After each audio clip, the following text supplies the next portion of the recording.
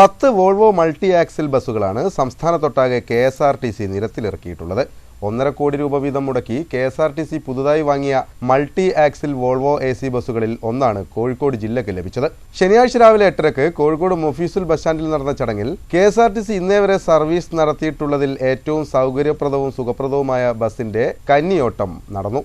ബത്തേരി മൈസൂർ വഴി വൈകിട്ട് 4-ന് ബസ് ബാംഗ്ലൂരിലെത്തി.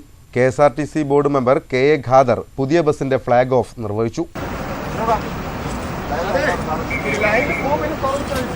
3 നിരകളിലായി 8 വമ്പൻ ടയറുകളുണ്ടെന്നതാണ് മൾട്ടി ആക്സിൽ ബസിന്റെ പ്രത്യേകത. സാധാരണ വോൾവോ ബസ്സുകൾക്ക് 2 നിരയിലായി 6 ടയറുകളെ ഉണ്ടാകാറുള്ളൂ.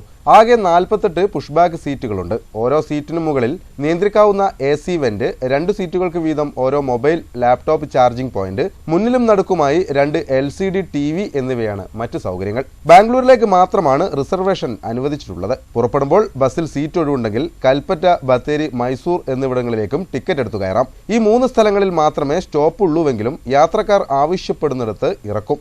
കോഴിക്കോട് നിന്ന് പുറപ്പെടുന്ന ബസ്സിന് കൽപ്പറ്റ വരെ 111 രൂപയും ബത്തേരി വരെ 141 രൂപയും മൈസൂരിലേക്ക് 361 രൂപയുമാണ് ടിക്കറ്റ് നിരക്ക്. ബാംഗ്ലൂരിലേക്ക് 671 രൂപയാണ് നിരക്ക്. മടക്കയാത്രക്കും ഇതേ നിരക്ക് തന്നെയാണ്. രാവിലെ 6-നും രാത്രി 9:30-ക്കും ഇടയിൽ മൊഫീസുൽ ബസ് സ്റ്റാൻഡിലെ KSRTC റിസർവേഷൻ കൗണ്ടറിലെത്തി ടിക്കറ്റ് റിസർവ് ചെയ്യാനും സൗകര്യമുണ്ട്. KSRTCയുടെ ഓൺലൈൻ ബുക്കിംഗ് വെബ്സൈറ്റിൽ സീറ്റ് ലഭ്യത അറിയാനും ടിക്കറ്റ് ബുക്ക് ചെയ്യാനും സൗകര്യം ഒരുക്കിയിട്ടുണ്ട്. രാവിലെ 8:30-ക്ക് കോഴിക്കോട് നിന്നും പുറപ്പെടുന്ന ഇതേ ബസ് രാത്രി 10:30-ക്ക് ബാംഗ്ലൂരിൽ നിന്നും തിരിച്ച് പുറപ്പെടും. മൈസൂർ ബത്തേരി വഴി രാവിലെ 6-ന് കോഴിക്കോട്ട് മടങ്ങിയെത്തും. കാര്യങ്ങൾ ഇങ്ങനെയൊക്കെയാണെങ്കിലും വോൾവോ മൾട്ടി ആക്സിൽ സീരീസിൽപ്പെട്ട ഒരു ബസ്സിന് നേരെ കഴിഞ്ഞ ദിവസം തൃശൂരിൽ വെച്ച് ആക്രമണം നടന്നിരുന്നു. 1.5 ലക്ഷത്തിലധികം രൂപ വില വരുന്ന മുൻഗ്ലാസ് തകർക്കപ്പെട്ടു. സ്വകാര്യ ബസ് ലോബിയാണ് സംഭവത്തിന് പിന്നിലെന്നാണ് ആക്ഷേപം ഉള്ളത്.